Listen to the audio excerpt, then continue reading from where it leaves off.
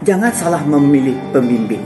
Pembimbing ini jangan dianggap dosen ini baik semua. Kadang-kadang mahasiswa ini dia memilih judul ini, masalah ini tidak cocok dengan pembimbingnya, sehingga dia berlarut-larut. Mahasiswa ini ketika bertanya jawab, jadi diskusi sama dosen pembimbingnya, tidak mencatat. Dia manggut-manggut seperti BO saja, ya. Tapi begitu keluar dari ruangan, keluar pula isi kepalanya itu, hilang semuanya. Pupus sudah apa yang dibicarakannya tadi.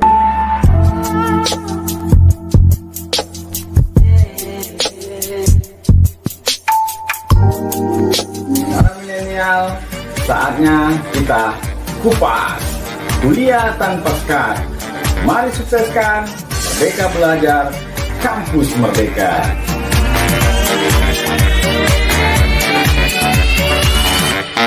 Siang ini saya bertemu dengan Dr. Meg Aditya Warman, Dekan Fakultas Sastra Universitas Eka Sakti, senior di LL Dikti Wilayah 10. Dan Meg selaku dosen senior yang sudah malang melintang membimbing mahasiswa, apa sih yang harus disiapkan mahasiswa itu sehingga ketika dia bimbingan lancar-lancar saja dan pada waktunya dia bisa ujian, apakah ujian skripsi, ujian tesis, atau ujian disertasi dengan sebaik-baiknya? Ya, sebetulnya begini. Pertama, yang akan dibimbing itu mahasiswa. Pasti dia harus membaca, mempersiapkan, kemudian mencari sebelum dia menulis skripsi, dia harus tahu apa yang akan dia buat. Tentu permasalahan apakah yang akan dia tulis, kemudian buku apa saja, textbooknya apa saja yang akan dirangkumnya, dan selanjutnya teori-teori apa saja dalam kawasan itu. Kemudian setelah dia mendapatkan itu, jangan salah memilih pembimbing. Pembimbing ini jangan dianggap dosen ini baik semua. Saya tidak mau menutup mata bahwa dosen ini baik semua. Pasti ada yang baik, ada yang tidak baik. Nah, kalau dia kadang-kadang mahasiswa ini dia memilih judul ini, masalah ini tidak cocok dengan pembimbingnya, sehingga dia berlarut-larut. Harusnya kalau terjadi hal yang seperti itu, dia harus melapor ke prodinya dulu, sehingga prodinya bisa mempertimbangkan apakah dia pindah pembimbing ataukah pembimbingnya lebih familiar lagi, seperti itu. Kemudian di dalam proses menyusun ini, mahasiswa ini harusnya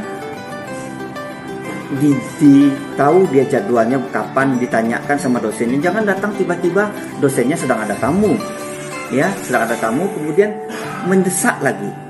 Kadang-kadang mahasiswa ini ada juga yang tidak tahu etika, kan? Kapan saya Pak bisa, Bu? Kapan saya? Kalau udah bisa Ibu kasih tahu saya.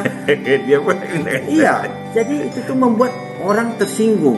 Sebelum melanjutkan video ini, jangan lupa subscribe, like, dan komen, serta jangan lupa tekan tombol lonceng pada channel YouTube DR Sumartono agar tidak ketinggalan informasi-informasi terkini. Mantap!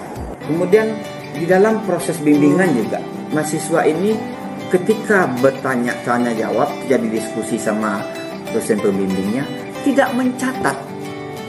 Dia manggut-manggut seperti BO saja, ya. Tapi begitu keluar dari ruangan, keluar pula isi kepalanya itu, hilang semuanya. Pupus sudah apa yang dibicarakannya tadi. Jadi sepanjang perjalanan ini dipatuhi oleh kedua belah pihak ini, baik mahasiswa maupun dosennya, saya rasa itu insya Allah akan lancar. Udah kan dikenal sebagai dosen yang bersahaja, memahami mahasiswa, memahami karakter mahasiswa. Dan kalau dia dari tampang udah ini nggak pernah marah. Tapi kalau boleh tahu, pernah nggak udah marah sama mahasiswa itu, dan biasanya karena apa gitu? Ya, saya pertama marah itu adalah kurang beretika. Itu paling saya junjung tinggi. Kenapa? Sepintar apapun orang, kalau etika nggak ada gunanya. Biarlah orang ini kepintarannya sedang-sedang saja, tapi etikanya bagus. Itu bisa dibentuk. Nah, kadang-kadang itu etika kurang. Yang kedua, tidak tepat janji. Saya paling pantang tidak tepat janji. Saya kalau bimbingan jam 7, jam 8 ya tank ya, lepas itu udah ada. Nah, jadi kadang-kadang orang ini tidak mau dia waktu ini dibuang begitu saja sama mereka. Nah, yang ketiga adalah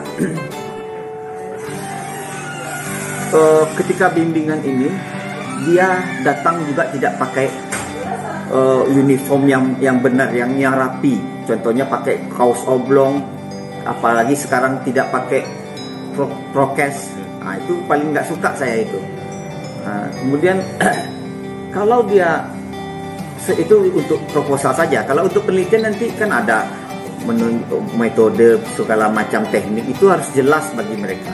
Oleh karena itu di dalam proses pembentukan mahasiswa ini dalam memahami metode dan teknik itu perlu hati-hati sekali. Saya rasa cukup itu karena barangkali Tom. Baik, terima kasih udah. Ya. Sehat selalu dan sukses dan tetap bahagia selalu ya. Amin ya Rabbi. Baik, terima kasih. Ya, sama-sama.